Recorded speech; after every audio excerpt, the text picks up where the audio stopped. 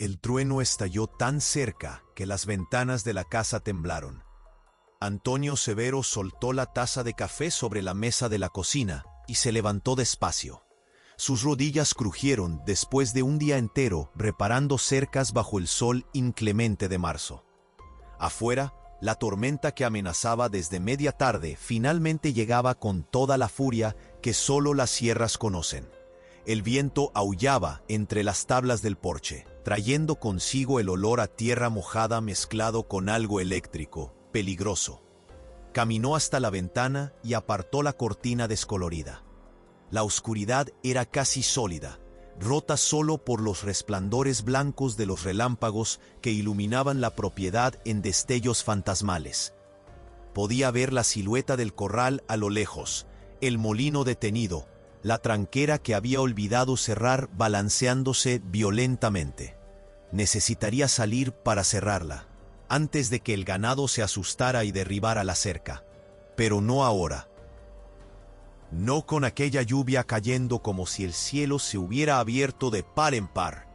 Antonio tenía 52 años, pero parecía cargar 60 en los hombros curvados y en las manos callosas. 6 años de soledad habían cavado surcos profundos en su rostro quemado por el sol.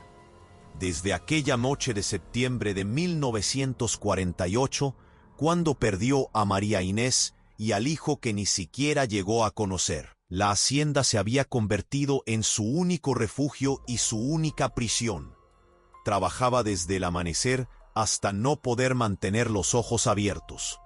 Era la única forma de no pensar, de no recordar el sonido del llanto de ella en la última hora, de no preguntarse por milésima vez si había algo que podría haber hecho diferente. La casa era demasiado grande para un hombre solo. 3 habitaciones vacías, una cocina donde apenas cocinaba, una sala con sillas que nadie ocupaba, muebles cubiertos con sábanas blancas como fantasmas silenciosos. Él dormía en una hamaca en el porche trasero la mayor parte del año, incapaz de entrar en la habitación que un día compartió con ella. La ropa de ella todavía estaba en el armario. Su peine todavía estaba en el tocador. No tenía valor para tocar nada. Era como si, manteniendo todo intacto, pudiera posponer el momento final de aceptar que ella nunca más volvería. Un trueno, aún más fuerte, sacudió la estructura de la casa. Antonio suspiró y tomó la lámpara de queroseno colgada cerca de la puerta. Encendió la mecha con un fósforo, ajustó la llama hasta quedar amarilla y estable. La luz débil iluminó su rostro cansado, reflejado en el vidrio de la ventana. Barba de 3 días, ojos hundidos, expresión permanente de quien perdió el gusto por vivir, pero sigue viviendo por pura terquedad. Fue entonces cuando lo escuchó. 3 golpes en la puerta, débiles, casi imperceptibles bajo el ruido de la tormenta. Antonio se detuvo en medio de la sala, frunciendo el ceño. Nadie subía hasta allí de noche. La hacienda quedaba a más de 2 leguas del pueblo de San Tomás de la Sierra, en un camino de tierra que se convertía en lodazal con la primera lluvia. Y con aquella tormenta, sería una locura que alguien estuviera en el camino. Más 3 golpes, un poco más fuertes, más urgentes. Caminó hacia la puerta despacio, con la lámpara en alto. Dudó con los dedos en el cerrojo de madera. No recibía visitas. No quería visitas. En los últimos 6 años, había dejado claro a todo el mundo de la región que prefería estar solo. El cura dejó de aparecer después de la 3ª vez que Antonio no abrió la puerta. Los vecinos más cercanos, don Octavio y doña Benedicta, intentaron por meses traerlo de vuelta a la convivencia, pero desistieron cuando notaron que estaba determinado a enterrarse vivo en aquella soledad. Más 3 golpes, ahora acompañados de una voz femenina, débil. Por favor, abra. Antonio sintió algo extraño en el pecho, una punzada. ¿Cuánto tiempo hacía que no escuchaba una voz de mujer en aquella casa? Quitó el cerrojo y abrió despacio, preparado para encontrar a doña Benedicta o alguna viajera perdida. Lo que vio lo hizo retroceder un paso. Una mujer joven estaba parada en el umbral, empapada de la cabeza a los pies. El vestido simple de algodón azul estaba pegado a su cuerpo delgado, goteando agua que formaba charcos en el suelo de madera. El cabello negro, largo, pegado al rostro y a los hombros, temblaba tanto que sus dientes castañaban. Pero no era su apariencia lo que había hecho retroceder a Antonio. Eran los ojos, incluso en la poca luz de la lámpara, incluso con el rostro pálido y los labios morados de frío, sus ojos brillaban con una intensidad que lo atravesó como un rayo. Eran ojos oscuros, profundos, pero había algo en ellos que Antonio reconoció inmediatamente, porque veía lo mismo cada vez que se miraba al espejo. Terror absoluto. El tipo de miedo que no viene de un susto pasajero, sino de algo que te persigue, que te devora por dentro, que te roba el sueño y transforma cada día en una batalla por la supervivencia. Y había algo más, algo que hizo que su corazón se disparara, de una manera que no lo hacía en años. Una familiaridad imposible, como si él conociera aquel rostro, aquellos ojos, pero eso era imposible. Nunca había visto a esa mujer en su vida. Yo le pido disculpas, señor, logró decir ella entre los temblores. La voz era suave, educada, pero cargada de agotamiento. Estaba bajando la sierra cuando la tormenta. Mi caballo se asustó, me tiró. Él huyó, y yo vi la luz de su casa. Ella se tambaleó. Antonio soltó la lámpara sobre el aparador cercano y la sostuvo del brazo antes de que cayera. Su piel estaba helada, demasiado helada, peligrosamente fría. «Entre», dijo él, con la voz ronca de quien pasa días sin hablar con nadie. «Entre rápido, muchacha, se está congelando». La empujó hacia adentro y cerró la puerta contra el viento que intentaba arrancarla de las bisagras. La mujer se quedó parada en medio de la sala, goteando, con los brazos cruzados sobre el pecho, intentando retener algún calor que ya no existía. Miró alrededor con los ojos muy abiertos, como si estuviera absorbiendo cada detalle. El sofá viejo, la mesa de comedor con mantel de ganchillo, las fotografías en la pared, el reloj de péndulo detenido hace 6 años, marcando eternamente las 9:30. «Gracias», susurró ella. «Gracias de verdad. Usted no sabe lo que...» «Después conversamos», la interrumpió Antonio, sorprendiéndose a sí mismo con la brusquedad. No quería ser grosero, pero su presencia allí, en aquella casa que había sido de él y de María Inés, movía algo dentro de él que estaba dormido hacía mucho tiempo. «Usted necesita quitarse esa ropa mojada antes de pescar una neumonía». Fue hasta la habitación de él y de ella, por primera vez en meses. Abrió el armario con las manos temblando ligeramente y tomó uno de los vestidos de María Inés, uno simple, de algodón floreado, que ella usaba para trabajar en la huerta. Tomó también una toalla de lino que olía a moho y naftalina. Cuando volvió a la sala, la mujer estaba parada exactamente donde él la había dejado, como si no tuviera permiso para moverse. Miraba fijamente una fotografía en la pared, la foto de la boda de él con María Inés, tomada en la puerta de la pequeña iglesia de San Tomás en 1940. Los dos jóvenes, él con el traje prestado de su padre, ella con el vestido blanco simple que su madre había cosido. Sonrisas tímidas, ojos brillando de esperanza. Era mi esposa», dijo Antonio, con la voz más baja. «Ella falleció hace 6 años». La mujer giró el rostro hacia él, y Antonio vio algo en sus ojos que le hizo tragar saliva. No era lástima, no era sorpresa, era algo más profundo, algo como reconocimiento, como si ella ya lo supiera, como si supiera mucho más de lo que debería. «Lo siento mucho», dijo ella, y había una sinceridad en la voz que parecía dolerle a ella también. «Lo siento mucho, de verdad». Antonio extendió el vestido y la toalla. «El baño está allí. Si quiere tomar un baño caliente, hay agua en el tanque. Hay que calentarla en la leña, pero no es necesario, dijo ella rápido. Solo voy a cambiarme. Usted ya hizo demasiado. Tomó la ropa y fue hasta el baño, cerrando la puerta despacio. Antonio se quedó parado en medio de la sala, escuchando la lluvia martillar el techo de zinc, sintiendo el corazón latir a destiempo. Había algo mal, algo muy mal con toda aquella situación.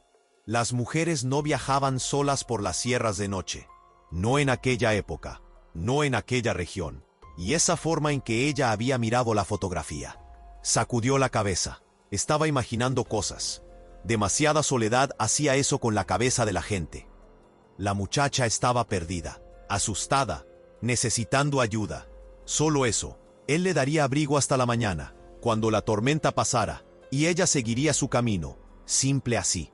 Pero cuando ella salió del baño 15 minutos después, usando el vestido de María Inés, que le quedaba ligeramente holgado, pero le servía, con el cabello húmedo peinado hacia atrás mostrando un rostro ovalado y delicado, Antonio sintió el suelo desaparecer bajo sus pies. No era una semejanza física. María Inés había sido más baja, más rellena, con cabello castaño y ojos claros. Esta mujer era diferente en todos los aspectos, pero la forma en que se movía, la forma en que inclinó ligeramente la cabeza cuando vio que él la miraba, la forma en que colocó la mano sobre el corazón, en un gesto inconsciente, nervioso. María Inés hacía exactamente eso.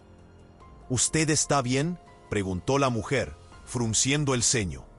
Antonio parpadeó, volviendo en sí. Disculpe, hace tiempo que no recibo a nadie aquí. Lo noté, dijo ella en voz baja, mirando alrededor nuevamente. La casa es bonita, grande, debe ser muy silenciosa. Lo es. Un silencio incómodo se instaló entre ellos, llenado solo por el sonido de la lluvia. La mujer se abrazó a sí misma, todavía temblando un poco, y Antonio notó que estaba descalza, los pies pequeños, sucios de barro, con algunos rasguños. ¿Y perdió los zapatos también? Perdí todo, dijo ella, y hubo algo en la forma en que habló que sugirió que no estaba hablando solo de zapatos y caballos. Todo. Antonio fue hasta la cocina de leña y movió las brasas aún tibias. Puso más leña, sopló hasta que las llamas prendieron. Voy a hacer un café, y hay pan de maíz que doña Benedicta dejó aquí la semana pasada. Usted debe tener hambre. No quiero molestar. Ya molestó, dijo él sin pensar, e inmediatamente se arrepintió al ver el rostro de ella ponerse aún más pálido. Disculpe, no quise. Es que ya no sé cómo conversar bien con la gente. Quédese, coma algo. Cuando amanezca vemos qué hacemos. Ella asintió despacio y fue a sentarse en una de las sillas de la mesa. Antonio llenó la tetera con agua del filtro de barro y la puso sobre la cocina. Tomó el pan de maíz de la lata, cortó 2 pedazos grandes y los puso en los platos. Preparó el café colado, fuerte como a él le gustaba. Durante todo el proceso, podía sentir los ojos de ella sobre él, observando cada movimiento, como si estuviera estudiando, memorizando o buscando algo. Cuando puso el café y el pan frente a ella, sus manos se tocaron por un segundo. Fue como un choque eléctrico. Ambos retrocedieron al mismo tiempo, los ojos encontrándose por un instante demasiado largo. Gracias, susurró ella. De nada. Comieron en silencio. Ella devoró el pan como si no comiera hace días. Bebió el café en tragos ansiosos que deben haberle quemado la garganta. Antonio notó que ella estaba peor de lo que había imaginado. No era solo el frío y el susto de la caída. Había algo más, una fragilidad profunda, un agotamiento que venía de mucho más lejos que un viaje difícil. ¿Cómo se llama?, preguntó él finalmente, cuando ella terminó el segundo pedazo que él le ofreció. Ella dudó. Por un momento tan breve que casi pensó haberlo imaginado, ella dudó. Como si estuviera decidiendo si diría la verdad o no. Elena, dijo finalmente. Mi nombre es Elena. ¿De dónde es usted, Elena? Otra duda. De lejos. ¿Lejos cómo? ¿La capital? ¿Del norte? De muy lejos, dijo ella, bajando los ojos hacia la taza vacía. Y yo no puedo hablar mucho sobre eso ahora. Por favor, no pregunte. No es que no quiera confiar en usted. Es que es complicado. Antonio se recostó en la silla, cruzando los brazos. Todo el instinto en él gritaba que había algo muy mal con aquella historia. Pero al mismo tiempo había algo en ella que despertaba una voluntad protectora que él pensaba haber enterrado junto con María Inés. Parecía asustada, no asustada de él, sino asustada de algo mayor, algo que la perseguía. Está bien, dijo él finalmente. No voy a preguntar, pero usted necesita dormir. Mañana conversamos mejor. No quiero tomar la habitación del señor. Puede usar la habitación de huéspedes. Está cerrada hace tiempo, pero la cama es buena. Hay mantas en el armario. Ella asintió y se levantó despacio, todavía débil. Antonio la condujo por el pasillo oscuro hasta la habitación del fondo.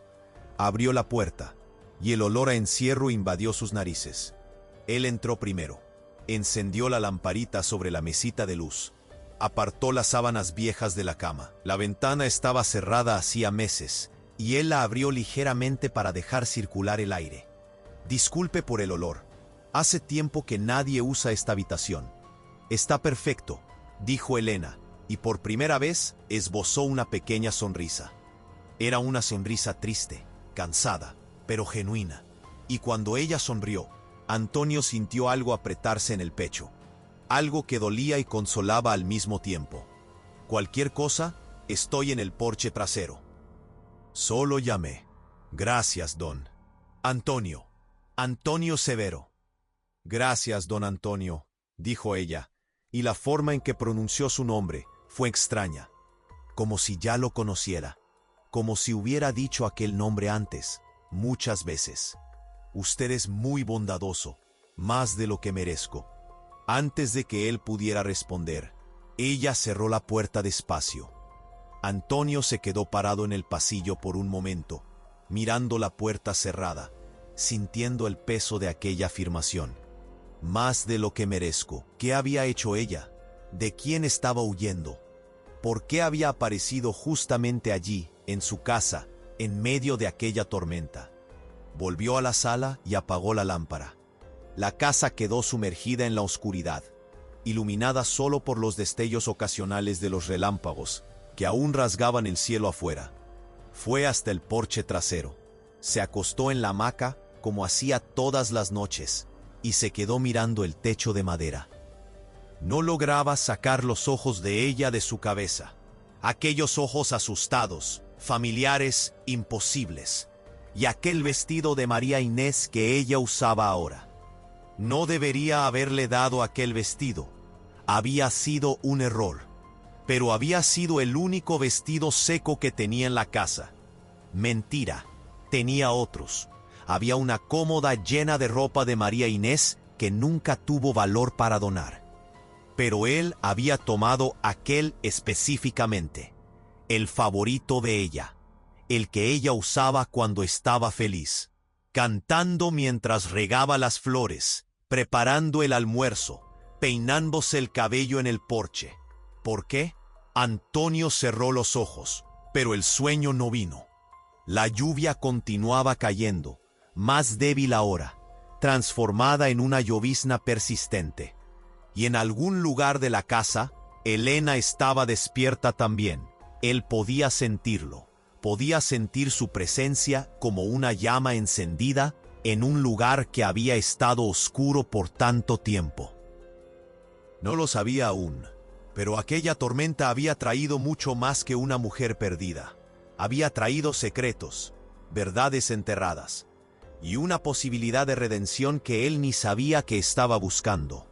Afuera, la noche se tragó la sierra, y dentro de la casa silenciosa, dos corazones rotos comenzaron, sin saberlo, a latir en sincronía por primera vez en muchos años.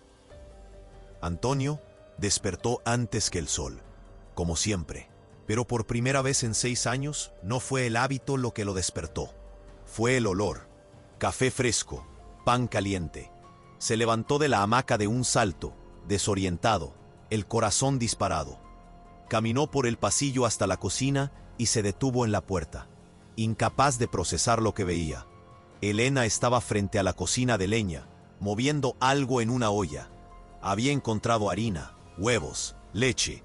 Había preparado pan de maíz que se asaba ahora en la plancha caliente. Había colado café que llenaba la cocina con ese aroma que Antonio había olvidado que extrañaba. Todavía usaba el vestido de María Inés y el cabello estaba recogido en un moño flojo en la nuca. Ella se giró al oírlo en la puerta y dio una pequeña sonrisa avergonzada.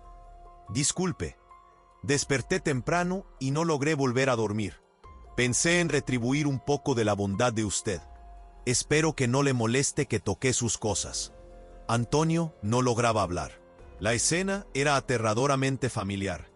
María Inés hacía eso cada mañana. Despertaba antes que él, preparaba el café, asaba pan, tarareaba bajito mientras trabajaba.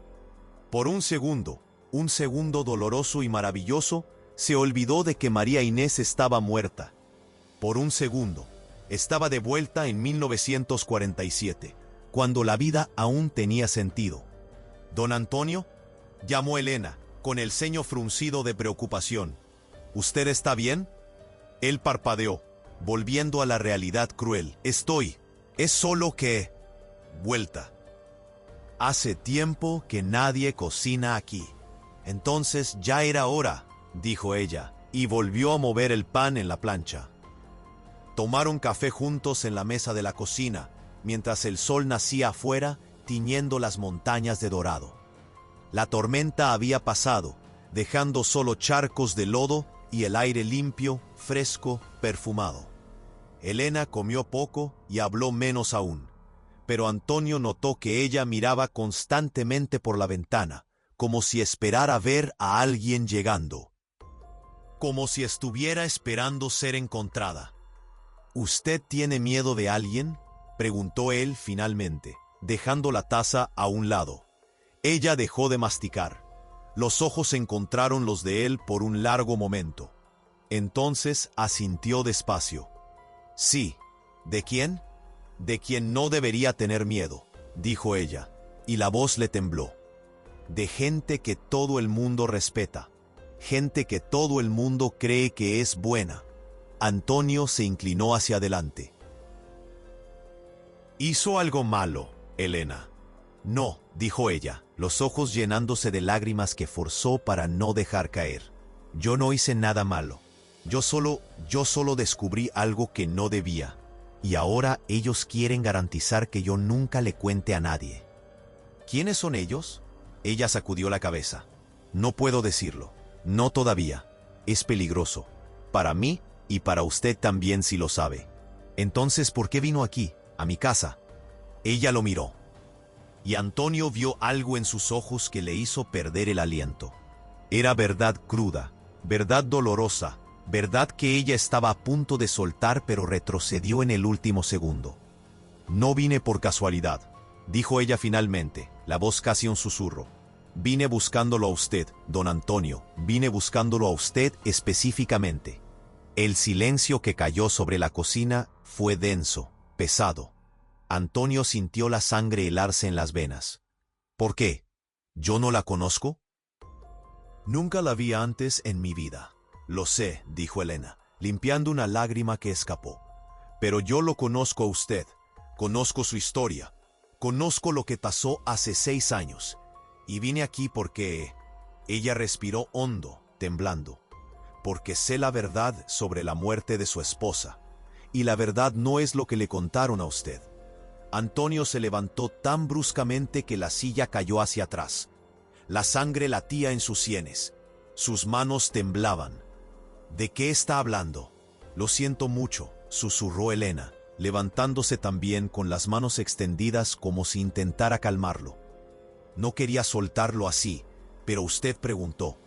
«María Inés no murió de complicación en el parto, don Antonio. Ella fue asesinada. Y yo puedo probarlo». El mundo giró. Antonio apoyó las manos en la mesa, las piernas flaqueando. 6 años. 6 años había cargado la culpa. 6 años se había preguntado qué podría haber hecho diferente. Si había llamado al médico demasiado tarde, si había rezado de menos, si Dios lo estaba castigando por algún pecado que no conocía. Y ahora esa mujer, esa extraña que había aparecido de la nada, estaba diciendo que todo había sido mentira. «Usted está loca», logró decir, pero la voz salió débil, sin convicción. «Quisiera estarlo», dijo Elena, con los ojos llenos de dolor. «Pero no lo estoy, don Antonio. Y si usted me da una oportunidad, si usted confía en mí, le voy a mostrar todo. Le voy a mostrar quién mató a su esposa y por qué». Ella caminó lentamente hasta donde él estaba, deteniéndose a pocos pasos. Sus ojos penetraron los de él con una intensidad que cortaba hasta el alma. «Pero usted necesita estar preparado», susurró ella, «porque cuando sepa la verdad, usted nunca más será el mismo. Nunca más. Y necesito saber si usted tiene el coraje de cargar ese peso». «¿Lo tiene?» Antonio miró a aquella mujer, Elena, si era ese mismo su nombre, y vio en sus ojos el mismo abismo que él cargaba. Vio dolor, vio verdad, y vio algo más. Vio la posibilidad de finalmente entender, de finalmente poner a los fantasmas a descansar, o de despertar fantasmas peores aún. Debería echarla, debería expulsarla de allí y nunca más pensar en aquello. Debería proteger la memoria de María Inés y seguir adelante con su vida vacía pero segura. Pero no hizo eso. En cambio, sostuvo las manos de ella, pequeñas, frías, temblorosas, y dijo la única cosa que importaba: «Muéstreme». Y con esas 2 palabras, Antonio Severo no lo sabía, pero acababa de abrir una puerta que había estado cerrada por 6 años. Una puerta que escondía secretos que destruirían todo lo que él creía saber. Y del otro lado de esa puerta, esperando en las sombras, había una verdad tan terrible y tan liberadora que cambiaría no solo su destino, sino el destino de todos los que habían conspirado para mantenerla enterrada. La tormenta de la noche anterior había pasado, pero otra tormenta, mucho mayor, mucho más devastadora, estaba apenas comenzando. Y Elena, la extraña misteriosa, que llegó pidiendo abrigo, sería tanto la mensajera como la testigo de todo lo que estaba por venir. Elena soltó sus manos despacio, como si estuviera dejando ir algo precioso y frágil. Miró alrededor de la cocina, hacia la puerta, hacia las ventanas, y luego de vuelta a él. «Aquí no», dijo en voz baja. «No ahora. Hay gente que puede estar buscándome, y si llegan aquí y me encuentran con usted». Ella sacudió la cabeza. «No quiero ponerlo en peligro antes de tener certeza de que usted quiere saber de verdad». «Ya dije que quiero», replicó Antonio, con la voz más dura de lo que pretendía. Sus manos aún temblaban. «Usted no puede lanzar una cosa de esas y simplemente». «Lo sé», lo interrumpió ella, con los ojos suplicantes. «Sé que es cruel, pero por favor, confíe en mí, solo un poco más. Déjeme quedarme aquí hoy, solo hoy. Déjeme tener certeza de que nadie me siguió. Y esta noche, cuando oscurezca, le cuento todo. Le muestro todo, lo prometo». Antonio quería gritar, quería sacudirla hasta que hablara. 6 años de dolor, 6 años de culpa, y ahora ella decía que tenía respuestas, pero él necesitaba esperar. Pero había algo en la forma en que ella miraba la puerta, en la forma en que encogía los hombros, como si esperara que alguien invadiera en cualquier momento, que lo hizo retroceder. «Está bien», dijo él, pasando la mano por el rostro cansado.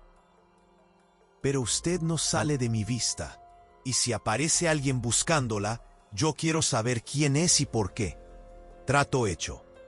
El día pasó en una extrañeza que Antonio nunca había experimentado. Elena lo seguía por la hacienda como una sombra silenciosa. Cuando fue hasta el corral para verificar el ganado, ella fue con él, quedándose algunos pasos atrás observando. Cuando reparó la tranquera que había quedado suelta con la tormenta, ella se sentó en una piedra cercana y se quedó mirando, con los brazos abrazados alrededor de las rodillas. Ella no hablaba mucho, pero su presencia era imposible de ignorar. Era como si la hacienda, que había estado muerta por tanto tiempo, hubiera vuelto a respirar. Trueno, su caballo viejo, que raramente se acercaba a extraños, trotó hasta Elena y apoyó el hocico en su mano. Ella acarició su cuello con una familiaridad que sorprendió a Antonio. «A él le agradas», comentó Antonio, observando la escena. «A los animales siempre les agrado», dijo Elena, con una pequeña sonrisa en los labios mientras el caballo resoplaba contento. «Mi madre decía que es porque ellos sienten cuando alguien está herido por dentro. Ellos sienten e intentan ayudar a su manera». «¿Su madre aún vive?» La sonrisa murió. «No, murió hace 3 años. Tuberculosis. Lo siento, yo también». Antonio observó mientras ella continuaba acariciando a Trueno. El caballo había recibido ese nombre por el ruido que hacía con los cascos cuando galopaba.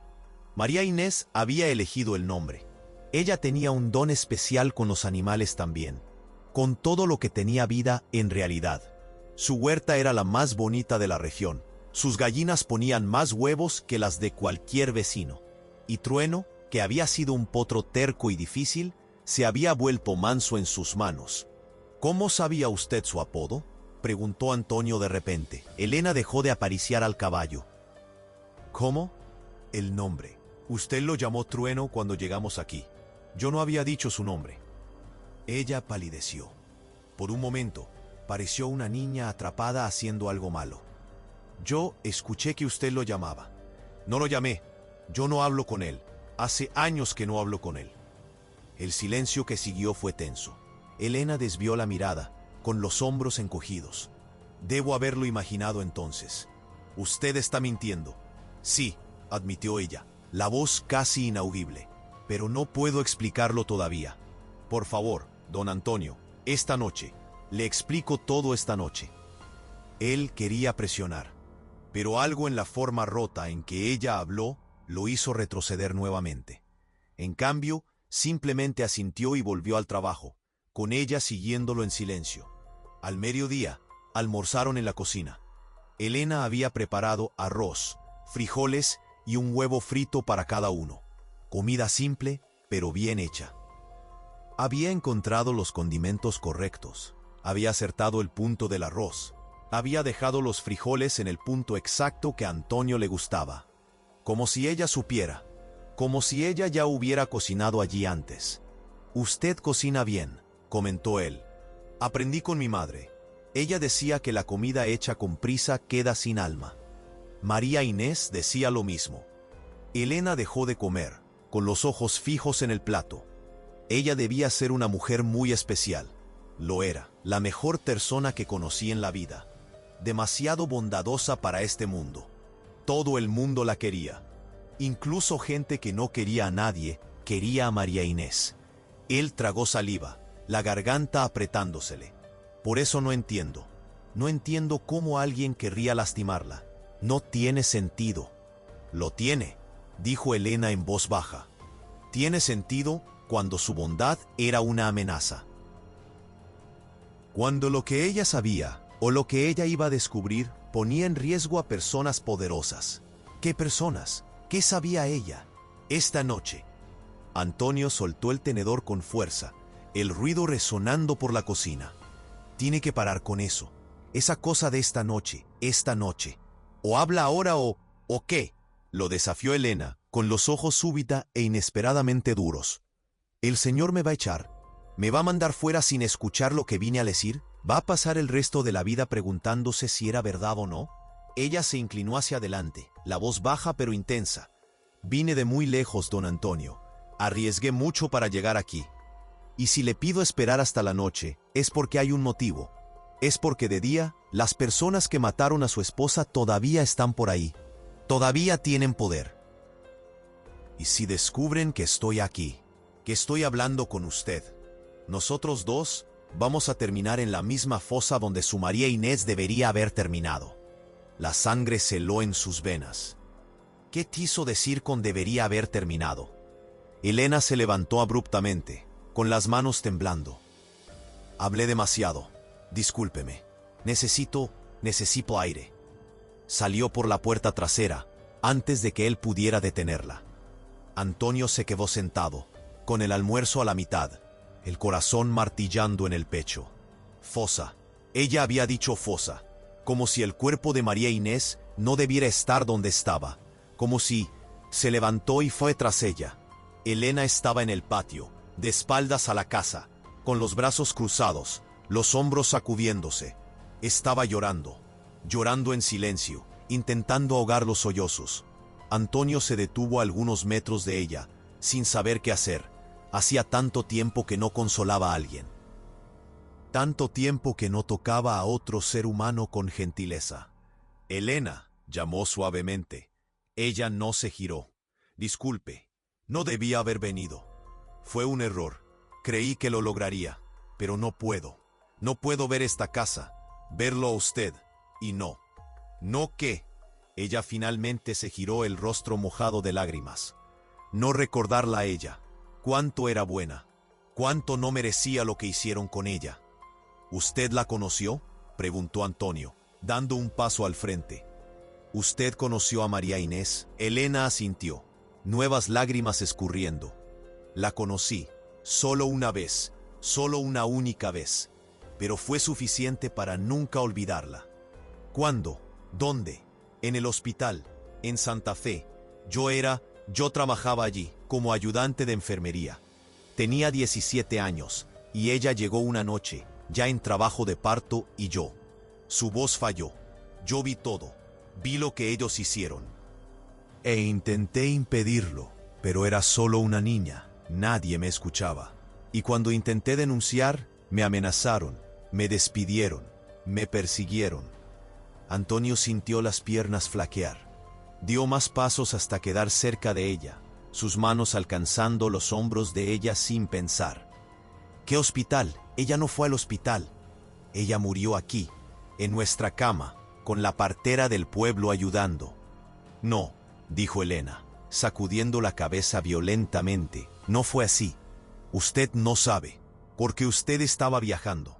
Estaba resolviendo un problema de tierras con su hermano. Y mientras usted estaba fuera, ella comenzó a sentirse mal. Comenzó a sangrar. Y el cura, el padre Bonifacio, la convenció de ir a Santa Fe. Dijo que allá había médicos mejores, que ella y el bebé iban a estar bien. Antonio retrocedió, soltándola. No, yo sé lo que pasó.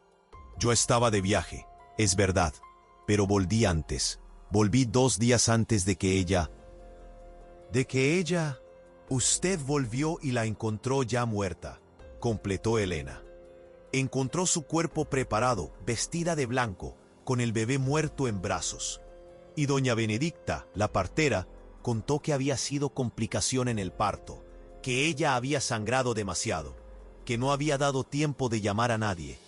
Era exactamente eso, exactamente lo que había sucedido.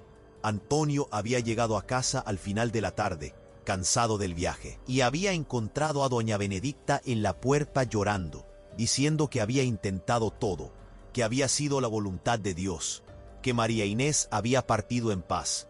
¿Cómo sabe eso?, susurró él, horrorizado. Porque yo estaba allí cuando planearon la historia.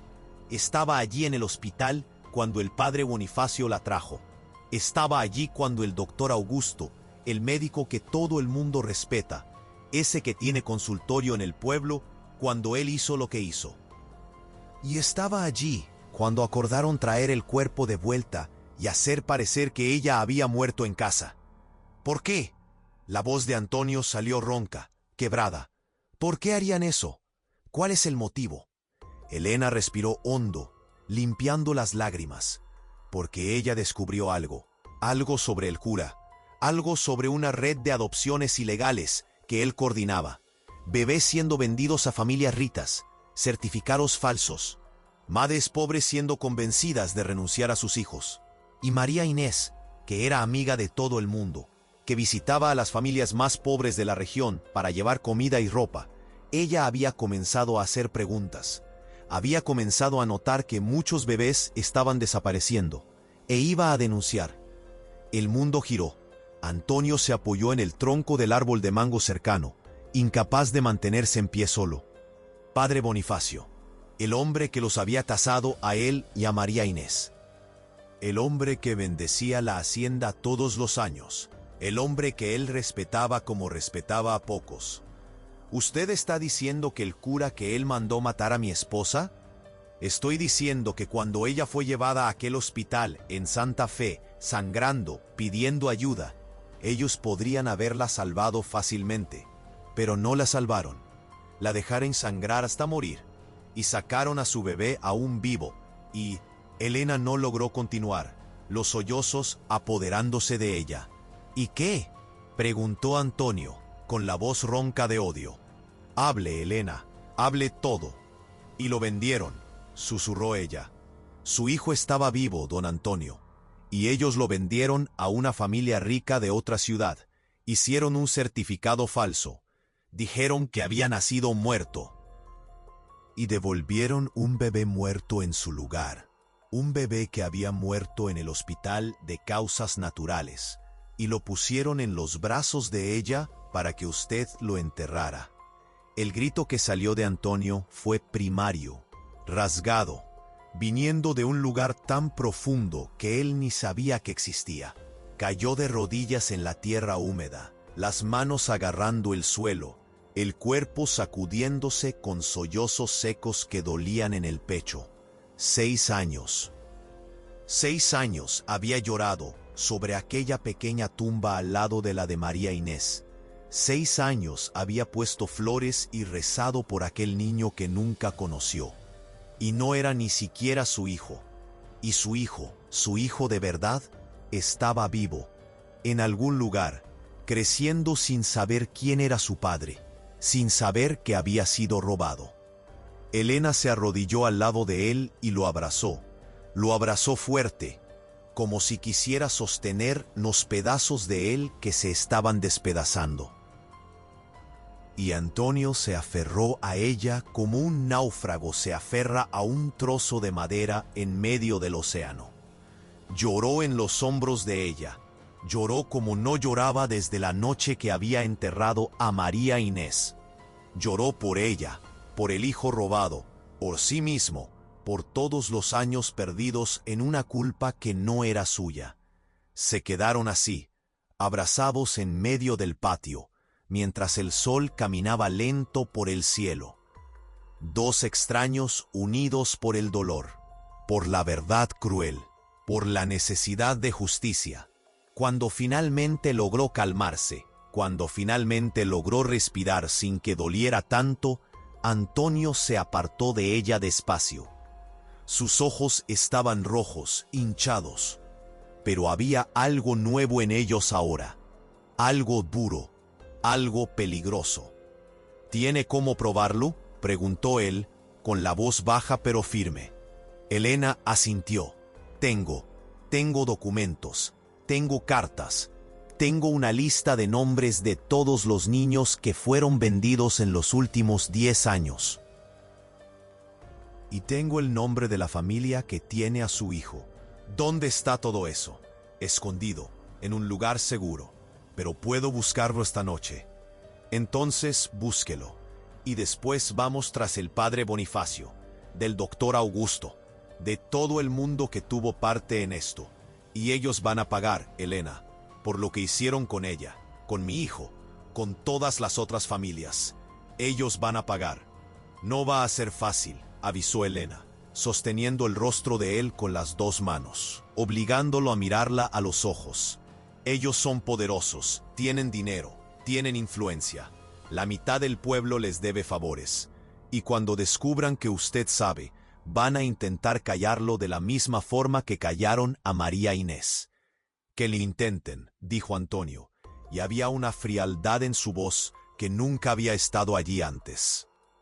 Que lo intenten y van a descubrir que matar a un hombre que no tiene nada más que perder es diferente de matar a una mujer embarazada e indefensa. Elena lo estudió por un largo momento. Entonces asintió despacio.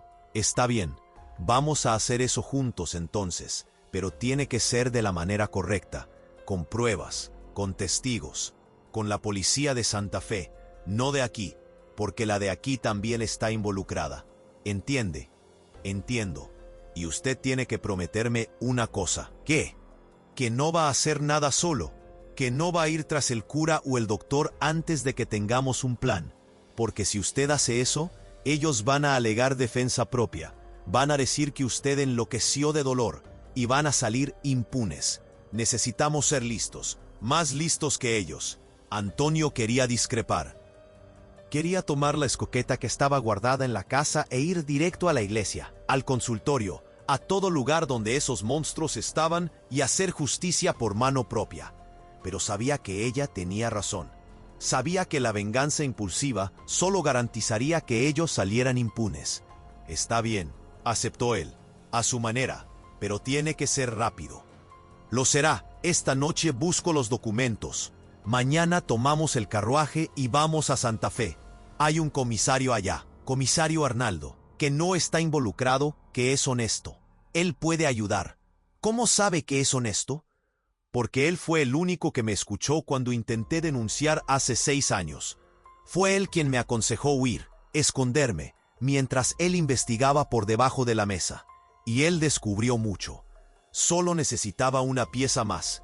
Necesitaba a alguien que hubiera sido directamente afectado y que estuviera dispuesto a testificar. ¿Lo necesitaba usted? Antonio se levantó, ayudando a Elena a levantarse también. Se quedaron allí, frente a frente, 2 personas que habían sido destruidas por el mismo mal y que ahora tenían una oportunidad de destruir al mal de vuelta.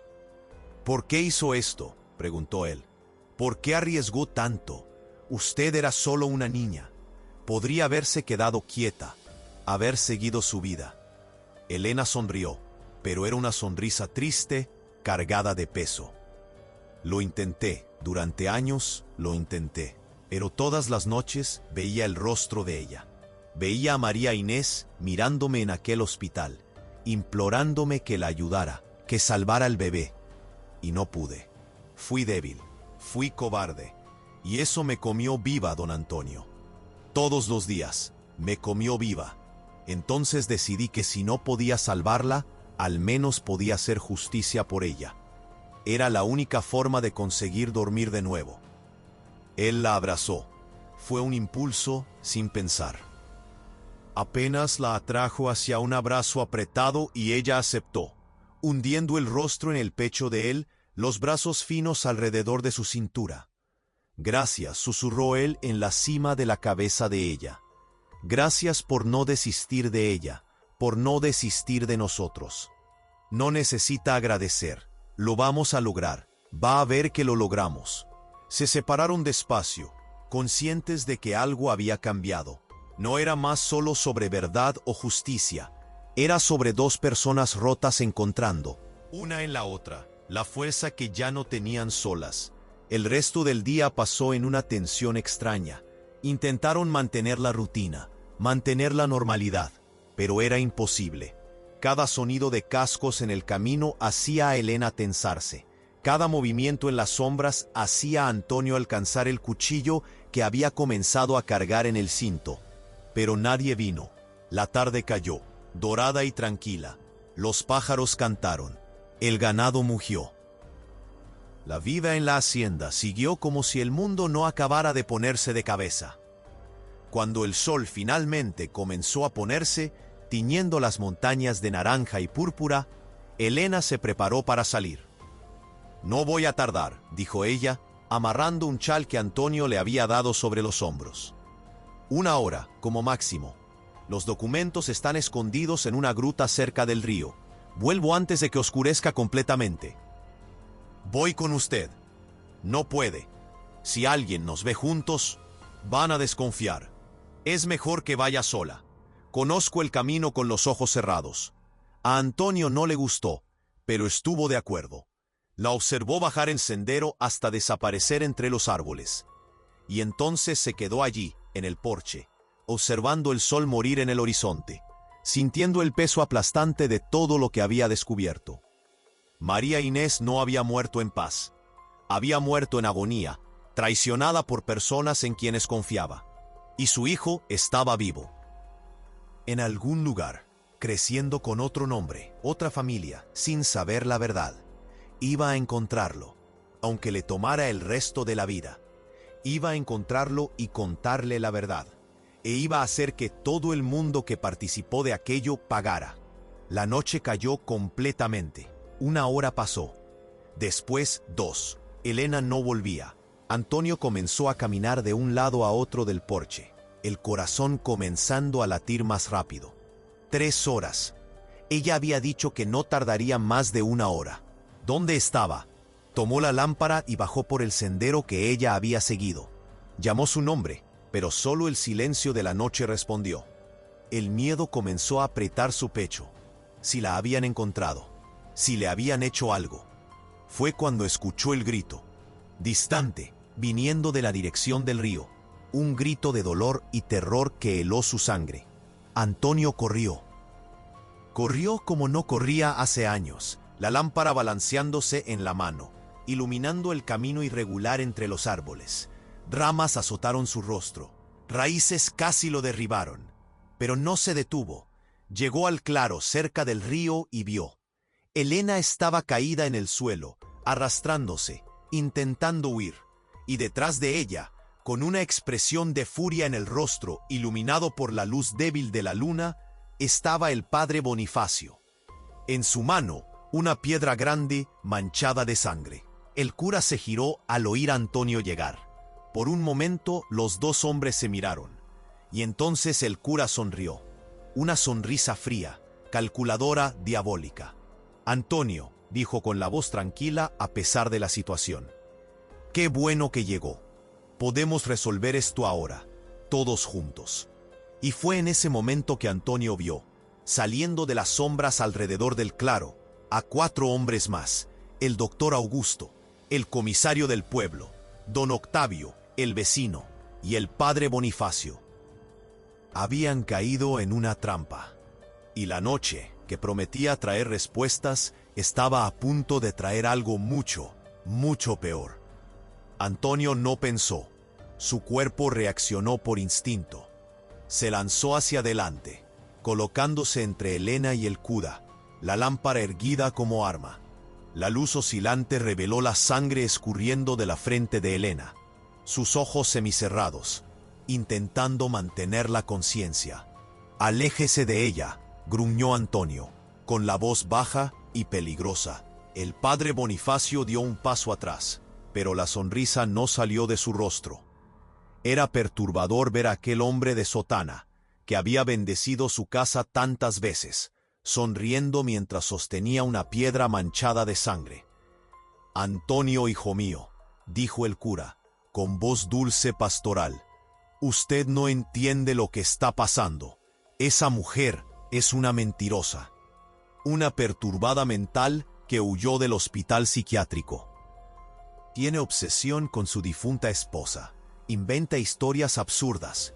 Cállese», gritó Antonio, su voz resonando por el claro. «Yo sé lo que ustedes hicieron. Ella me contó todo. María Inés, mi hijo, todos los otros niños. Sé todo». La sonrisa del cura finalmente murió. Intercambió miradas con los otros hombres que se aproximaban en semicírculo. El doctor Augusto, con su traje impecable, incluso a las 11 de la noche, ajustó sus gafas y suspiró como si estuviera lidiando con un niño perco. «Antonio», comenzó el médico, con voz profesional medida. «Entiendo su dolor. Sé que la pérdida de María Inés fue devastadora. Pero usted necesita entender que esa chica está enferma. Ella trabajó brevemente en el hospital hace años. Fue despedida por robo, y desde entonces desarrolló una fijación». «Mentira», logró gritar Elena, su voz débil pero llena de rabia. «Ustedes me despidieron porque yo vi lo que hicieron con ella. Vi cómo sacaron al bebé vivo y...» El doctor Augusto dio un paso al frente, rápido, y Antonio inmediatamente se movió, bloqueando el camino. Los ojos de los dos hombres se encontraron, y por primera vez desde que esto había comenzado, Antonio vio algo en el médico más allá de la máscara profesional. Vio miedo.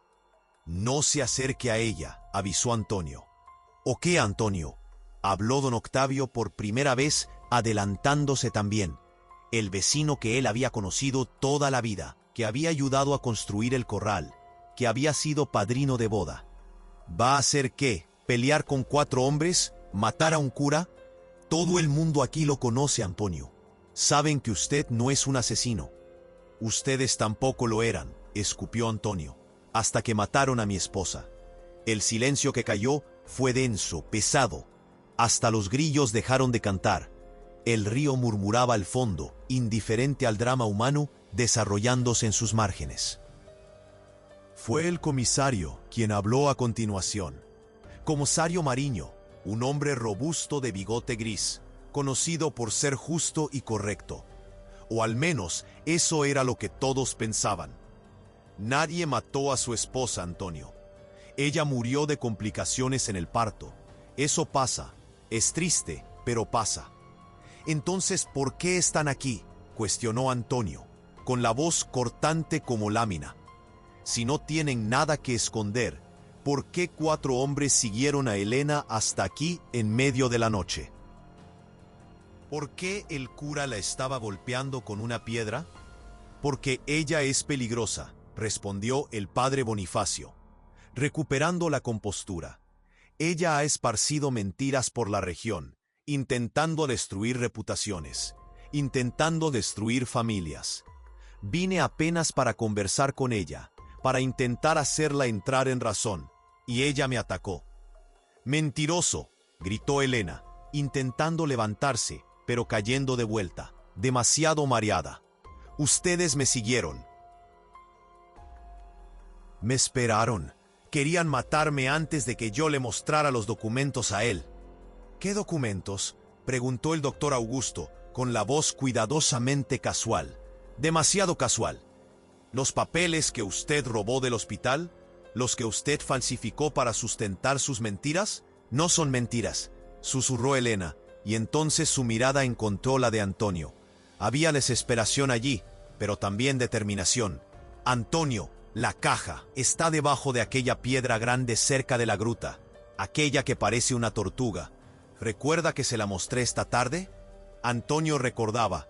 Habían pasado por allí más temprano, cuando él insistió en acompañarla parte del camino. Ella había señalado la piedra de forma extraña, como si quisiera que él la memorizara. En ese momento, él no había entendido por qué. Ahora entendía. Ella se había preparado para esto. Se había preparado para la posibilidad de no lograr volver. «No lo dejen ir», ordenó el padre Bonifacio a los otros, toda la pretensión de santidad abandonada. Ahora era solo un hombre asustado, desesperado por proteger sus secretos. «Octavio, Mariño, sujétenlo». Los 2 hombres dudaron. Por un breve momento, Antonio vio duda en sus ojos, vio conciencia. Pero entonces el cura habló nuevamente, con la voz baja amenazadora. «Ustedes saben lo que va a pasar si esta historia sale. Saben lo que van a perder. Sus familias, sus empleos, sus vidas, todo». Y la duda murió. Octavio y Mariño avanzaron. Antonio no era joven, no era fuerte como había sido, pero era un hombre que había pasado 6 años canalizando su dolor en trabajo físico brutal. Y ahora, descubriendo que su esposa había sido asesinada, que su hijo estaba vivo y robado, todo aquel dolor se transformó en algo nuevo, en furia pura. Cuando Octavio alcanzó para sujetarlo, Antonio balanceó la lámpara, con toda la fuerza. El vidrio se despedazó en el lado de la cabeza del vecino, el queroseno esparciéndose, las llamas lamiendo su rostro. Octavio gritó, cayendo hacia atrás, intentando apagar el fuego. Mariño vino enseguida, pero Antonio estaba preparado. Se agachó, tomó la piedra que el cura había soltado y la arrojó con precisión brutal. Golpeó al comisario en el pecho, sacándole el aire, haciéndolo doblarse. Pero entonces el doctor Augusto lo agarró por detrás, brazos fuertes alrededor de su cuello. Antonio intentó soltarse, pero el médico era más joven, más fuerte. La presión aumentó. La visión comenzó a oscurecerse en los bordes. «Pare», siseó el doctor en su oído. «Pare ahora o le rompo el cuello». Fue cuando escucharon el estallido. Un disparo rasgó la noche. Todos se paralizaron. El doctor Augusto soltó a Antonio, que cayó de rodillas, tosiendo, intentando recuperar el aire. Miró hacia arriba y vio a Elena, de pie, tambaleante, sosteniendo una pistola pequeña que ella había sacado de algún lugar. El arma temblaba en su mano, pero estaba apuntada directamente al padre Bonifacio. «Atrás», dijo ella, con la voz firme, a pesar de la sangre escurriendo por el rostro. «Todos ustedes, retrocedan ahora o el próximo tiro no será al aire». «Usted no va a disparar», dijo el cura, pero había incertidumbre en su voz. «Usted no es una asesina». «No», concordó Elena, «pero ustedes sí lo son. Y si tengo que convertirme en una, para impedir que ustedes maten a alguien más, me convierto». El cura dio un paso atrás, luego otro. Los otros hombres lo siguieron, formando un grupo apretado, observando el arma como si fuera una cobra lista para atacar. «Antonio», llamó Elena, sin quitar los ojos de los hombres. «Vaya, busque la caja ahora». Él no necesitó escucharlo 2 veces.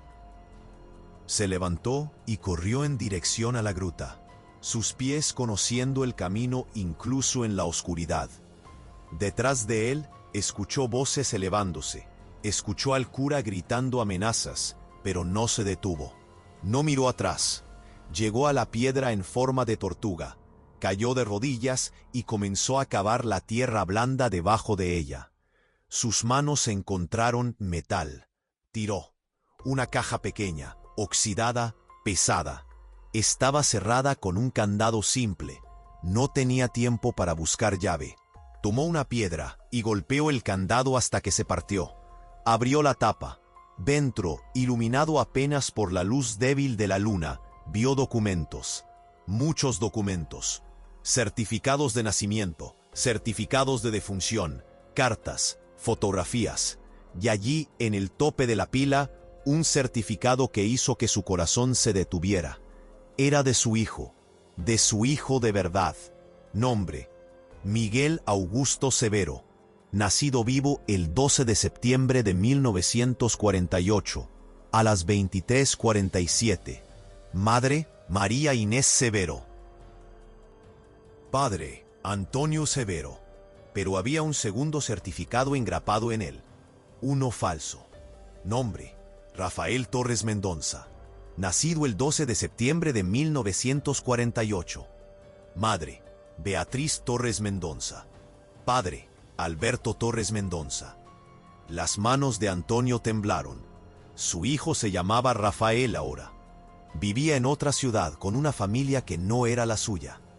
Tenía una vida entera construida sobre mentiras. Debajo de los certificados había cartas, decenas de ellas, correspondencias entre el padre Bonifacio y varias personas ricas de la capital y otras grandes ciudades. Valores siendo negociados, detalles sobre la salud de los bebés, promesas de discreción absoluta. Era un negocio horrible, monstruoso, que había destruido familias por años. Y en el fondo de la caja, envuelto en un paño de lino blanco, un rosario. El rosario de María Inés. Él lo reconoció inmediatamente. Ella lo usaba todos los días. Nunca salía de casa sin él. Estaba manchado de sangre seca. Antonio sostuvo el rosario contra el pecho y cerró los ojos. Sintió la presencia de ella. Por primera vez desde que ella murió, sintió a María Inés cerca de él. Y ella estaba diciendo algo. Estaba pidiendo: no venganza, no odio, justicia, verdad, paz para todas las madres y padres que habían sufrido lo mismo que ellos. Él guardó todo de vuelta en la caja, la cerró y se levantó. Volvió corriendo al claro. La escena que encontró lo hizo detenerse en medio del camino. Elena todavía estaba de pie, pero apenas lograba mantenerse.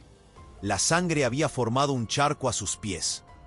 El arma todavía apuntaba a los hombres, pero su mano temblaba tanto que era cuestión de tiempo hasta dejarla caer.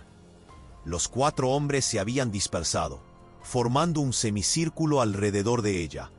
Estaban conversando con ella, intentando convencerla. El padre Bonifacio usaba la voz pastoral, suave, hipnótica. Elena, hija mía, estás herida, estás confundida, necesitas ayuda médica. El doctor Augusto puede cuidar de ti. Podemos olvidar todo esto, podemos empezar de nuevo. Puedes tener una vida buena, tranquila. Lejos de aquí, completó Elena, con voz arrastrada. Lejos donde nadie me va a escuchar.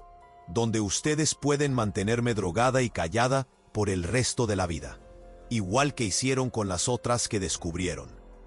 ¿Qué otras?, preguntó Antonio, acercándose despacio. El padre Bonifacio se giró, con los ojos abriéndose al ver la caja en las manos de Antonio. No, susurró. No, usted no debía. Debía, dijo Antonio, colocando la caja en el suelo entre él y Elena, creando una barrera simbólica. Debía haber hecho esto hace 6 años. Debía haber hecho las preguntas correctas. Debía haber desconfiado cuando las respuestas eran demasiado fáciles. Abrió la caja, tomó los certificados, los levantó para que todos los vieran. Mi hijo está vivo, tiene 6 años, y está viviendo con una mentira. Él es feliz, dijo el doctor Augusto, con la voz desesperada ahora. Está con una familia buena, que lo ama, que puede darle todo lo que necesita. ¿Usted cree que sería mejor arrancarlo de allá? ¿Destruir la única vida que él conoce? ¿Por qué? ¿Por orgullo? ¿Por ego? Por verdad, respondió Antonio, con la voz firme, porque él merece saber quién es. Porque todos los hijos robados merecen saber.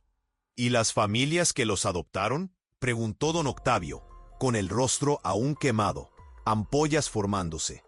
Ellas no sabían que los bebés eran robados, creyeron que eran adopciones legales. ¿Usted va a destruirlas a ellas también? Ellas compraron niños, escupió Elena. Pagaron por ellos. Pueden no haber preguntado de dónde venían, pero sabían que algo estaba mal. Nadie paga esa fortuna por una adopción legal. El silencio volvió, más pesado, más definitivo.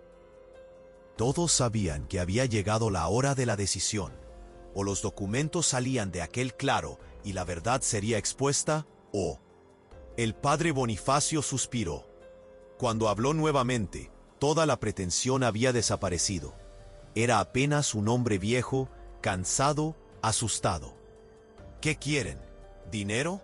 Podemos conseguirlo. Mucho dinero. Ustedes dos pueden salir de aquí, irse lejos, empezar una vida nueva, olvidar todo esto. No estoy a la venta, dijo Antonio. Yo tampoco, añadió Elena. Entonces, ustedes me dejan sin opción, dijo el cura, y había tristeza real en su voz. Tristeza y algo más oscuro. No puedo dejar que ustedes salgan de aquí con esos documentos. No puede impedirnos, respondió Antonio. Puedo. Somos 4. Ustedes son 2. Uno de ellos herido. Y estamos en medio de la nada. En medio de la noche. Va a escuchar. Nadie va a encontrar los cuerpos hasta que sea demasiado tarde. Fue en ese momento que Elena dejó caer el arma. No porque quisiera, sino porque finalmente perdió la conciencia. Ella se desplomó como una muñeca de trapo, golpeándose la cabeza en la piedra. Los 4 hombres avanzaron, pero antes de que pudieran dar 3 pasos, luces cortaron la oscuridad. Muchas luces, y voces gritando, «¡Policía, nadie se mueva!». Del bosque alrededor del claro, hombres emergieron, muchos hombres, uniformados, con armas, con linternas que iluminaron toda la escena como si fuera de día. Al frente de ellos, un hombre alto de traje oscuro. Comisario Arnaldo de la capital. El hombre que Elena había mencionado. El hombre honesto. El padre Bonifacio, el doctor Augusto, Octavio y Mariño se paralizaron, con los ojos desorbitados, la comprensión lentamente instalándose. Habían sido atrapados. El comisario Arnaldo caminó hasta el centro del claro, con ojos escrutadores absorbiendo todo. Elena en el suelo. Antonio protegiendo la caja. Los 4 hombres en posiciones que dejaban claras sus intenciones. Llegamos a tiempo por lo visto, dijo Arnaldo. con voz grave. Miró a Antonio. «Señor Severo, presumo». Antonio asintió, incapaz de hablar. «Elena me mandó una carta hace 3 días. Dijo que iba a buscar las pruebas finales y que necesitaría ayuda. Traje a mis mejores hombres, hombres de fuera que no tienen conexiones aquí». Se giró hacia los 4. «Y por lo que estoy viendo y escuchando, sí, grabamos todo en las últimas 2 horas. Ustedes, caballeros, tienen muchas preguntas que responder». El padre Bonifacio intentó una última vez. «Comisario, hubo un malentendido». «Silencio», cortó Arnaldo, con la voz como un látigo. «Padre Bonifacio de la Silva, doctor Augusto Méndez, comisario Mariño Costa, Octavio Bernardes, están todos presos por conspiración, tráfico de menores, falsificación de documentos, homicidio e intento de homicidio. Llévenselos». Los policías avanzaron. Esposas brillaron en la luz de las linternas. Gritos de protesta fueron ignorados. Uno por uno, los 4 hombres fueron arrastrados fuera del claro, sus voces distanciándose hasta desaparecer. Antonio cayó de rodillas al lado de Elena. Un paramédico ya estaba allí, verificando sus signos vitales, limpiando la herida. «¿Ella va a estar bien?», preguntó Antonio con voz ronca. «Sí», aseguró el paramédico. «Conmoción, pérdida de sangre, pero nada que no se recupere. Ella es fuerte». Antonio sostuvo su mano, fría, pero viva. Ella había arriesgado todo. Había cargado ese peso por 6 años. Y finalmente, lo había logrado. El comisario Arnaldo se arrodilló al lado de Antonio. «Sé que esto es mucho para procesar, pero necesito que usted venga conmigo a la capital. Necesito su testimonio, y necesito que esté preparado para lo que viene ahora. Habrá juicio, habrá publicidad, habrá mucho dolor antes de tener paz». «Lo sé», dijo Antonio, «pero finalmente habrá verdad. Finalmente habrá justicia». «Sí», concordó Arnaldo, «finalmente la habrá.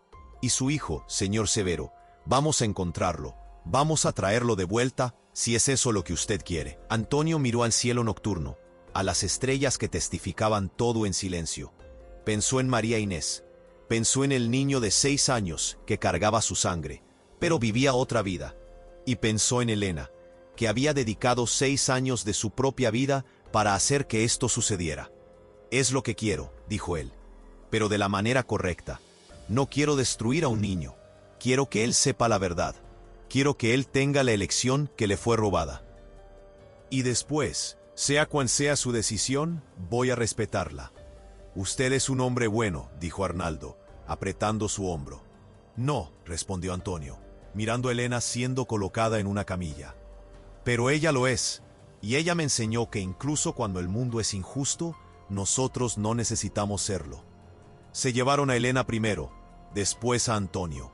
El claro quedó vacío, silencioso, guardando los ecos de una verdad que había esperado 6 años para ser liberada. Y en las montañas alrededor, el viento sopló, llevando consigo los últimos vestigios de secretos que nunca deberían haber existido.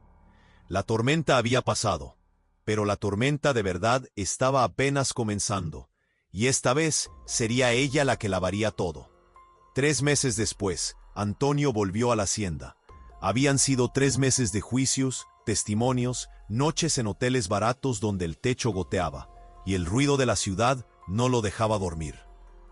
3 meses de abogados, jueces, reporteros que empujaban cámaras en su rostro queriendo saber cómo se sentía. Como si fuera posible resumir 6 años de luto y 3 meses de verdad en algunas palabras para un periódico. El juicio había sido rápido, las pruebas eran irrefutables. Las grabaciones que el comisario Arnaldo había hecho en el claro eran devastadoras. Uno por uno, los involucrados fueron condenados. Padre Bonifacio, 20 años. Doctor Augusto, 18 años.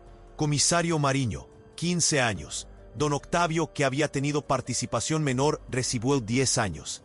Pero no eran solo ellos. La investigación reveló una red que se extendía por 3 estados. Más de 12 personas fueron arrestadas. Jueces, médicos, abogados, todos lucrando con el sufrimiento de familias pobres. 53 niños fueron identificados como víctimas del esquema en los últimos 15 años. 53 familias destruidas. 53 verdades enterradas. Y en el centro de todo, finalmente reconocida, estaba Elena. Ella se había quedado 2 días en el hospital recuperándose de la conmoción. Después había testificado por 6 horas seguidas, contando todo lo que había visto, todo lo que había guardado, todo lo que había sufrido para mantener aquellos documentos seguros. Los abogados de la defensa intentaron destruirla. La llamaron loca, mentirosa, interesada. Pero ella permaneció firme. Cada acusación, cada insulto, ella lo enfrentó con la misma determinación silenciosa que Antonio había visto en aquella primera noche de tormenta. Y cuando todo terminó, cuando el último veredicto fue leído y la última sentencia pronunciada, ella había desaparecido. Antonio la había buscado. Había ido al pequeño cuarto que ella alquilaba en el fondo de una pensión. Había preguntado al comisario Arnaldo. Pero ella había desaparecido como humo, dejando apenas una nota en la almohada de la habitación del hospital. Cumplí mi promesa. Ahora usted puede seguir en paz. No me busque. Necesito encontrar mi propia paz también. Él había respetado el pedido, pero dolía. Dolía más de lo que esperaba.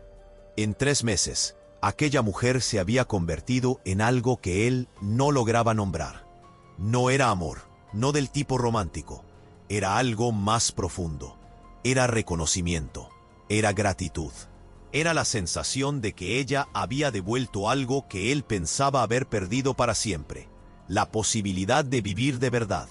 Ahora, de pie en el porche de su casa, mirando las montañas doradas por el sol de la tarde, Antonio se sentía diferente, más ligero, como si un peso que cargaba hacía tanto tiempo finalmente hubiera sido quitado de sus hombros. La hacienda estaba como la había dejado. Doña Benedicta, que no estaba involucrada y había llorado al saber la verdad, había cuidado de los animales mientras él estaba fuera. El ganado pastaba tranquilo, las gallinas picoteaban en el patio. Trueno relinchó al verlo llegar, trotando hasta la cerca para recibir cariño. Pero había algo diferente. La casa no parecía más una tumba, parecía apenas una casa.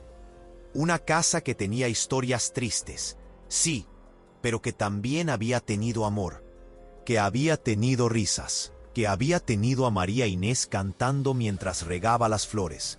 Antonio entró despacio. Los muebles cubiertos con sábanas todavía estaban allí, pero ahora no parecían fantasmas. Parecían apenas muebles esperando ser usados nuevamente. Fue hasta la habitación, su habitación y la de ella, y abrió el armario. La ropa de María Inés estaba allí, oliendo a naftalina y tiempo. Tomó el vestido que Elena había usado aquella noche. Todavía estaba doblado sobre la silla donde ella lo había dejado. Lo llevó hasta su rostro y respiró hondo. No olía más a María Inés, olía a Elena, a esperanza, a recomienzo. Con cuidado dobló el vestido y lo puso de vuelta en el armario. Un día tal vez donaría la ropa, pero no todavía. Todavía no. En la sala se detuvo frente a la fotografía de la boda. María Inés sonreía para él, joven y llena de sueños. Antonio tocó el vidrio del marco con las puntas de los dedos. «Lo logré», susurró. «Logré hacer justicia por ti, por nuestro hijo, por todas las familias. Espero que donde estés, tengas paz ahora». El silencio de la casa fue su única respuesta. Pero era un silencio diferente. No era más pesado, sofocante. Era apenas silencio, y estaba todo bien. Pasó los siguientes días poniendo la vida en orden. Limpió la casa, quitó las sábanas de los muebles, abrió las ventanas y dejó el sol entrar. Preparó el reloj de péndulo que estaba detenido hacía 6 años. 9:30, la hora que María Inés había muerto. Ahora marcaba la hora correcta, el péndulo balanceándose rítmico, recordándole que el tiempo, a pesar de todo, continuaba. Trabajó en la tierra con una energía que no sentía hace años. Plantó frijoles, maíz, calabaza. Reparó cercas, limpió el corral, pintó el porche. Cada gesto era un acto de reconstrucción. No de olvidar, él nunca olvidaría, sino de seguir, de honrar la memoria de María Inés viviendo, no apenas existiendo. Doña Benedicta apareció una tarde con un frasco de dulce de leche y lágrimas en los ojos. Don Antonio, dijo, con la voz embargada, yo no sabía, juro por Dios que yo no sabía. Si yo hubiera sabido que el cura, que ellos sabían, yo nunca habría... Lo sé, la interrumpió Antonio gentilmente, sosteniendo sus manos. Usted no sabía. Usted fue usada, como yo fui usado, como tantos fueron usados. No cargue esa culpa, doña Benedicta. Ya hay suficientes culpables pagando por lo que hicieron. Ella lloró en el hombro de él por largos minutos. Después se apartó, limpiando las lágrimas con la punta del delantal. La gente del pueblo está hablando, dijo ella. Dicen que usted va a buscar al niño, va a traerlo de vuelta. Antonio suspiró, mirando hacia las montañas a lo lejos. No sé. Él tiene una vida allá en la capital, una familia que lo ama, aunque esa familia haya sido construida sobre mentiras. No sé si sería justo arrancarlo de allá. Pero es su hijo. Sí, pero también es Rafael Torres Mendonza ahora. Tiene 6 años, no me conoce. No sabe que existo. Y traerlo para acá, para esta hacienda aislada, sin madre, con un padre que él nunca vio. No sé si sería lo mejor para él. Entonces, ¿qué va a hacer? Voy a esperar, decidió Antonio. Voy a esperar a que crezca. Cuando cumpla 18 años, cuando sea un hombre hecho, voy a buscarlo. Voy a contarle la verdad, y voy a dejar que él decida. Si quiere conocer al padre, estoy aquí. Si no quiere, lo respeto. Pero al menos él va a saber. Va a saber que fue amado antes incluso de nacer. Que tenía una madre que murió intentando protegerlo. Y que tiene un padre que nunca desistió de buscar la verdad. Doña Benedicta asintió, con una pequeña sonrisa triste en los labios. Usted es un hombre bueno, don Antonio. Más bueno que muchos por ahí. Después de que ella se fue, Antonio se quedó sentado en el porche observando el sol ponerse. 12 años. Faltaban 12 años para que Miguel, Rafael, cumpliera 18. 12 años de espera. Pero él había esperado 6 años por la verdad. Podía esperar más 12 para conocer al hijo. Y tal vez, en ese tiempo, él pudiera construir una vida que valiera la pena mostrar. Una vida que hiciera que su hijo tuviera orgullo, en caso de que decidiera formar parte de ella.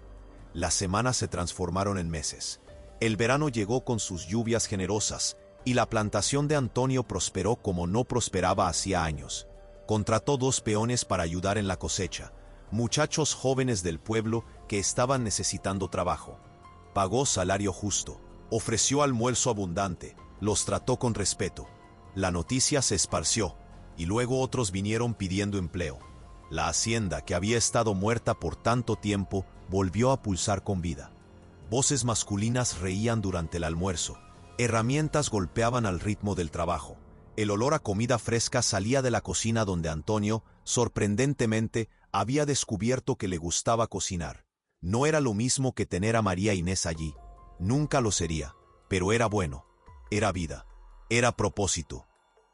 Fue en una tarde de diciembre, 6 meses después de todo, que ella apareció. Antonio estaba en el corral, ayudando a una vaca en trabajo de parto difícil, cuando escuchó a Trueno relinchar de la manera especial que solo hacía cuando le agradaba a alguien. Levantó los ojos y la vio. Elena. Estaba en la tranquera, usando un vestido simple de algodón azul, no el de María Inés, uno nuevo, con el cabello recogido en un moño flojo. Estaba más llena que la última vez, las mejillas con color, los ojos brillando con algo que él no veía antes. Esperanza tal vez, o paz. Antonio se levantó despacio, limpiando las manos sucias en el pantalón.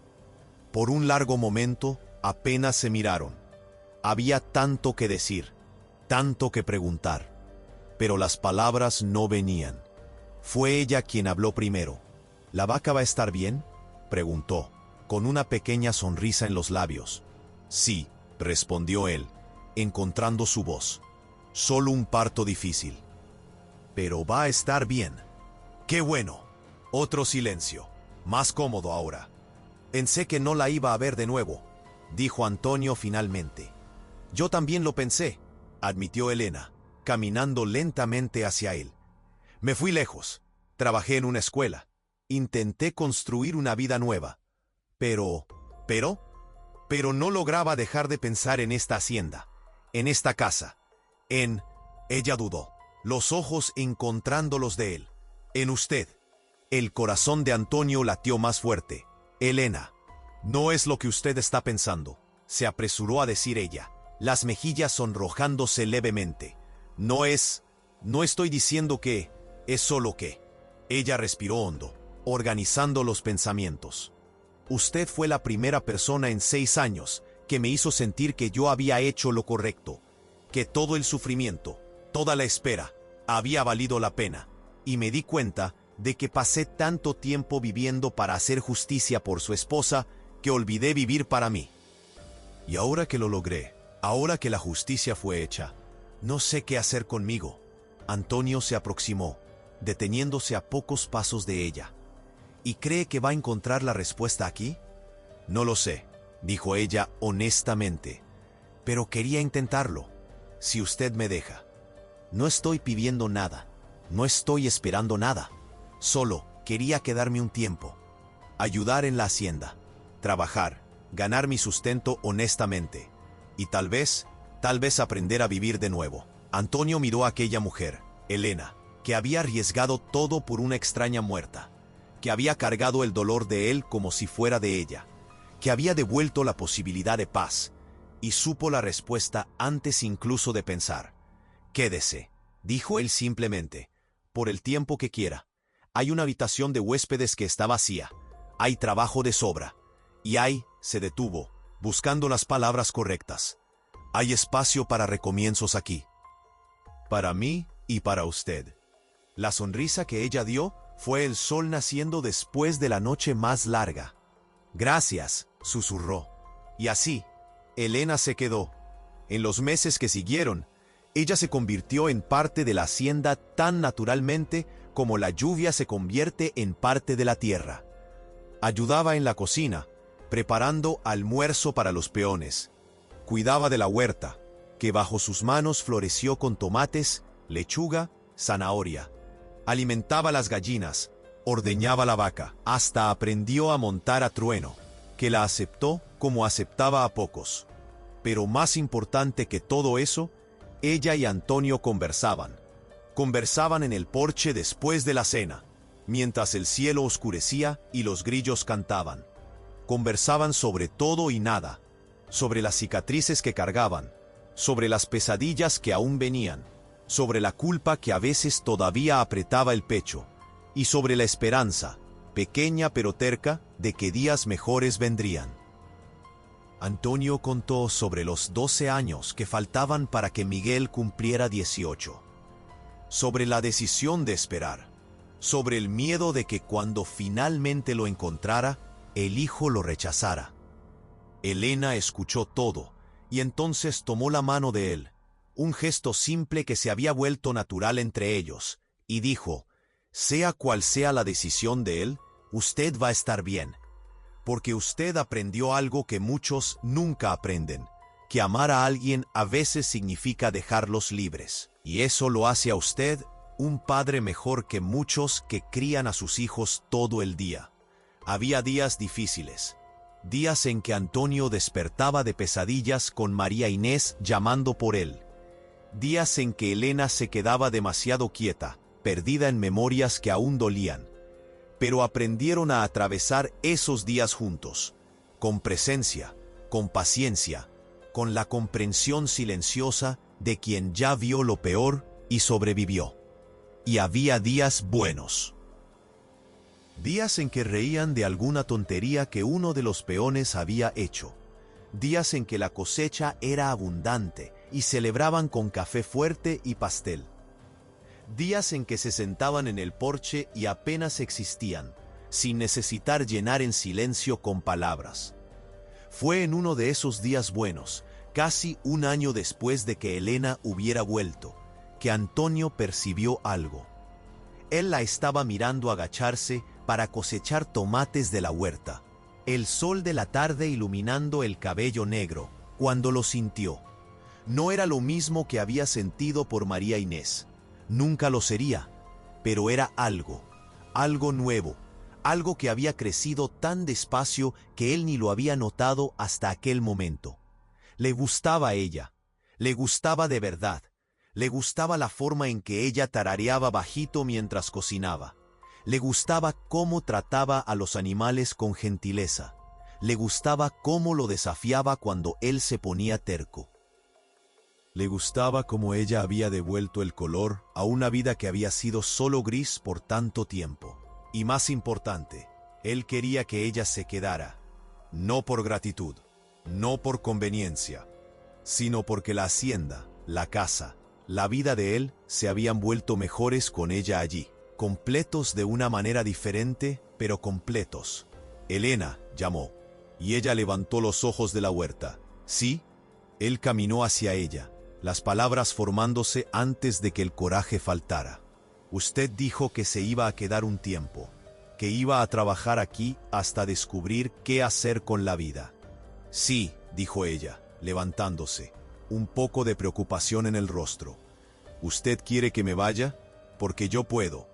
No, interrumpió él, es lo opuesto. Yo quería saber si a usted le gustaría quedarse.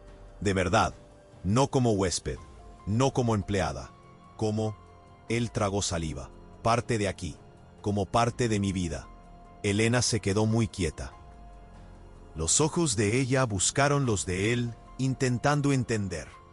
Usted está diciendo... Estoy diciendo que sé que aún es temprano. Sé que ninguno de nosotros está listo para algo grande, pero me gustaría que usted se quedara. Y con el tiempo tal vez podamos construir algo juntos. No como sustituto de lo que yo tenía con María Inés. Nunca sería eso. Sino como algo nuevo, algo nuestro. Si usted quiere. Las lágrimas llenaron los ojos de ella, pero esta vez eran lágrimas buenas. Yo quiero, dijo ella, con la voz embargada. Yo quiero mucho. Él la atrajo hacia un abrazo y ella vino, encajando perfectamente en sus brazos. Se quedaron así parados en la huerta mientras el sol bajaba y pintaba todo de dorado. Dos sobrevivientes encontrando abrigo uno en el otro. No fue un final de cuento de hadas. No hubo beso cinematográfico ni declaraciones grandiosas. Era más simple que eso, más real.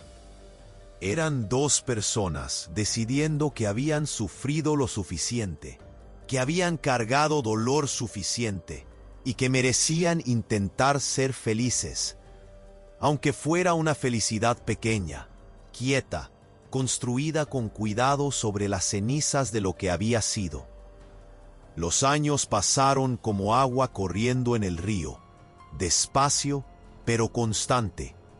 Antonio y Elena se casaron 2 años después, en una ceremonia simple en la hacienda, con doña Benedicta y los peones como testigos. No fue en la iglesia, ninguno de ellos lograba entrar en una iglesia después de todo, sino en un altar improvisado en el patio, bajo el árbol de mango donde María Inés solía sentarse a descansar. De cierta forma, parecía correcto, como si ella estuviera allí, dando su bendición.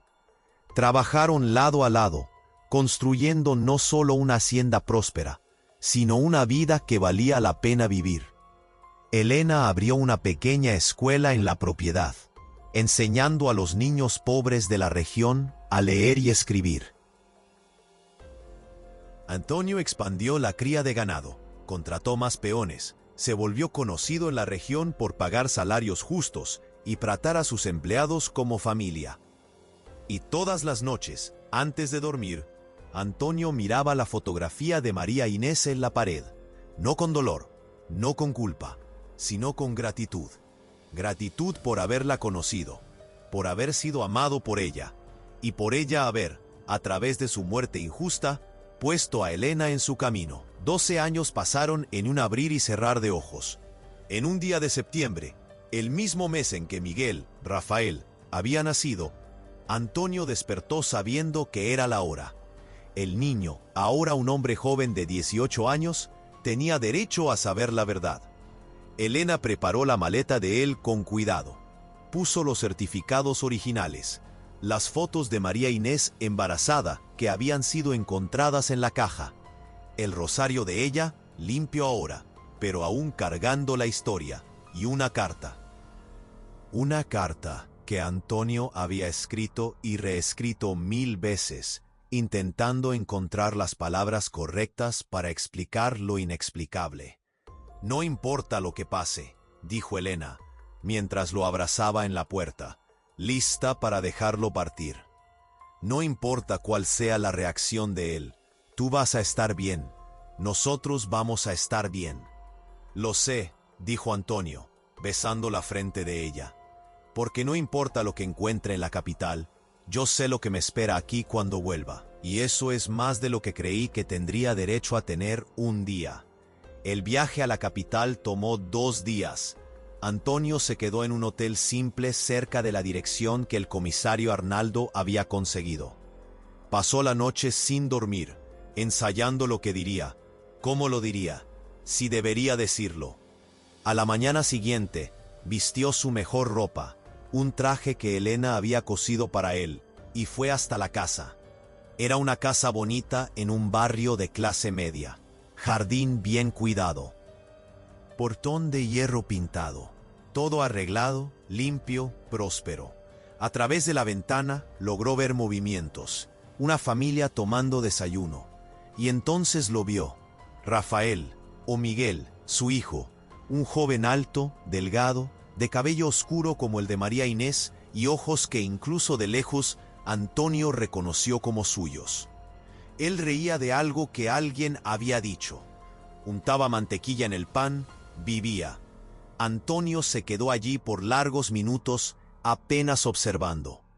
Observando la vida que su hijo había construido sin él, la familia que lo amaba, aunque esa familia hubiera sido formada a través del crimen. La normalidad, la felicidad simple de un desayuno de sábado. Y entonces se dio cuenta de algo. Él no quería destruir eso.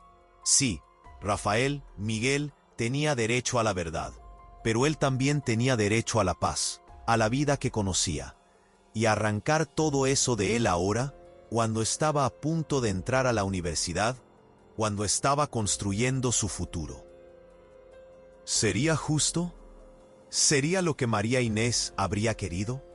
Antonio no lo sabía, pero sabía lo que él quería. Quería que su hijo fuera feliz, aunque esa felicidad no lo incluyera a él. Entonces hizo algo que no había planeado. Tomó la carta que había escrito, la carta explicando todo, y escribió algo nuevo al reverso. Una dirección, la dirección de la hacienda, y algunas líneas simples. Rafael, Miguel, fuiste amado desde antes de nacer. Tu madre biológica, María Inés, dio la vida por ti. Tu padre biológico, yo, pasé los últimos 12 años esperando el momento correcto para conocerte. Pero viéndote ahora, viendo la vida que tienes, percibo que el momento correcto tal vez sea cuando tú decidas que estás listo. No quiero destruir tu vida, no quiero quitarte la familia que tienes, pero quiero que sepas que tienes otra familia también.